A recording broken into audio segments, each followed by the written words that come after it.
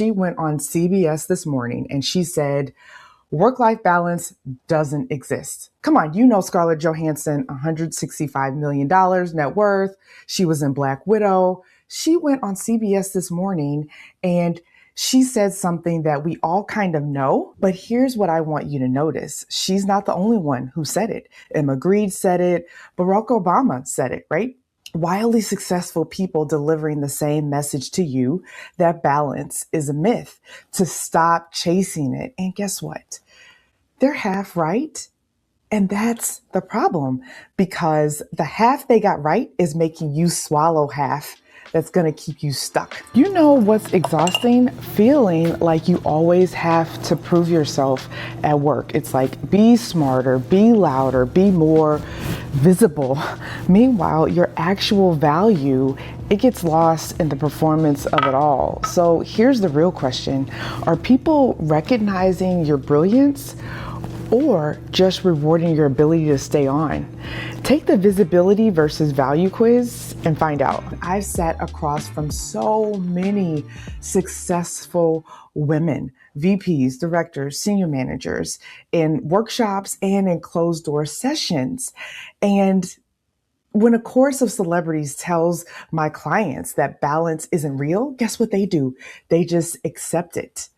But I'm not nodding along, because I've watched what just accept it actually does to a high performer over 5 years, over 10 years. So I'm not going to tell you that it's easy.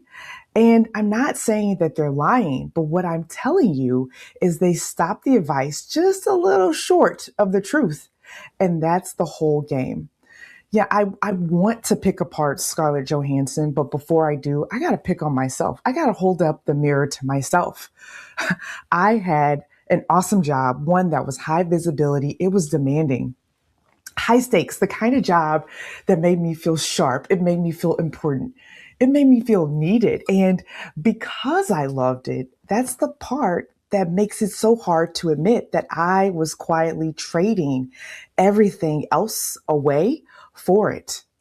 I skipped happy hours with my coworkers. I ignored text invites from my homies, like girls' trips, weekends away, come through. I would read them and I would think, yeah, no. And then I wouldn't respond. And then don't get me started on family functions. I was there. I was present physically, but my mind was still on an email that I needed to send before I went to bed that evening, because I'm trying to be present. So I was sitting right there with the people who loved me, and I wasn't there at all, actually there at all. And listen. Don't judge me. Well, maybe you can judge me a little bit. I'm judging actually that version of myself, but I also understand her, Scarlett Johansson, because the whole time I had a sentence that I told myself on a loop. This is just what success looks like. This is the season. This is the price. Everyone pays it. And that sentence is so comfortable. It took all of my accountability. It took it off the hook for me. Like, oh, don't worry about it. Because I felt like if imbalance is just what success costs, then there's no decision to make, nothing to question. I just kept going. You just keep going. And guess what the culture does? It hands you backup for that sentence everywhere. Emma Grede, that Skims lady, she says, if you're living an extraordinary life, extraordinary effort comes with it. Like, nothing's wrong with her. I get it. But the type A overachiever, I took extraordinary effort to a whole different level. Okay. I quietly transitioned that into give up everything that isn't work and don't question it. Don't even ask any follow-ups. But that's not what she said. That's what I needed her to mean. So I kept going. Happy hours, trips, sitting at the table, all of that was on the chopping block. I told myself I was choosing the work, and I did for a while until I cracked. I remember doom scrolling one night on IG. Come on, you do it too. Come on. Can you type IG in the comments? I should have been asleep, but I actually was looking on IG and I saw a ski trip, my homies on the slopes, mid laugh, these photos of them, they were all happy. And I thought, I did the math. Like, man, that could have been me. I could have gone. I could have dusted off my snow pants for that trip. I could have moved to meetings. I could have made the time. There was no boss who really said no. I was the boss forcing the no. There was nothing actually stopping me. I just never decided to go. And that was the line that changed everything. I wasn't choosing imbalance. The imbalance, it was my default. Nobody put it on my calendar. I didn't weigh it. I didn't decide it. I just let it happen. And it's as if I wasn't paying attention.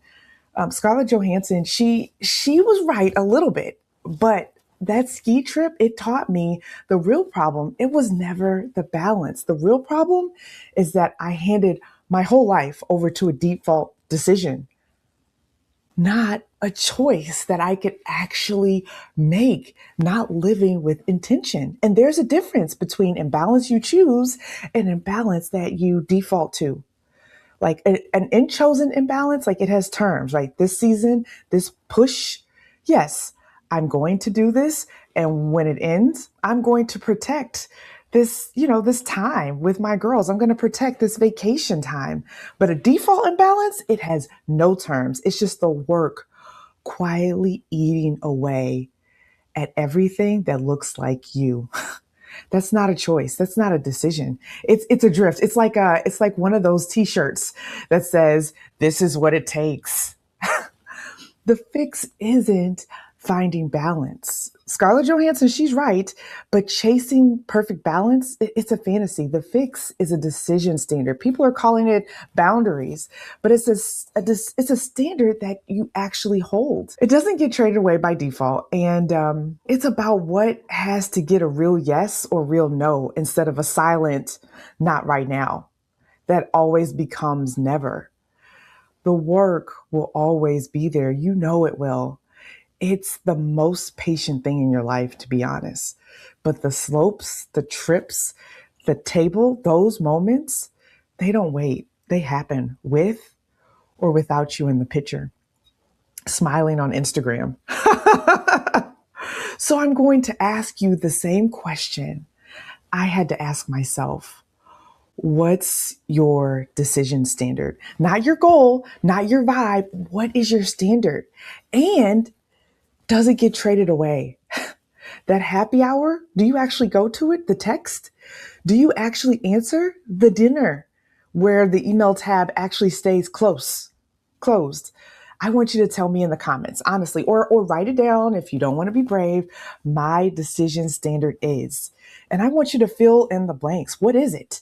Because writing it down, saying it out loud, it helps you draw that line that we are secretly avoiding and just defaulting to everyone else's standards. Come on, you need to be accountable. And this is the best way to do it. If this story landed a little too close, if you just realize, man, I've been making up my own version of this. I want you to ask yourself, am I leading with strategy or am I really just tolerating the intolerable on a pedestal? Is that just what my default is? Because that ski trip, it wasn't the only thing that was running on default in my life. It was my whole role, the whole role. I spent years in firefighter mode, the indispensable one, the operational backbone, the person quietly catching every single ball. And I thought it was leadership, but it wasn't. My capacity had quietly become a cage and I was over functioning, doing way too much in a broken system. This isn't just my story. I see it every day in the women that I work with, high achieving leaders who accidentally become the team safety net because it's too easy. They get too good at catching every ball. So the question underneath the question is how much of your day actually goes to the strategic work you were hired for and how much goes to quietly smoothing over the cracks in your department? I have a quiz for you if you want to unpack it.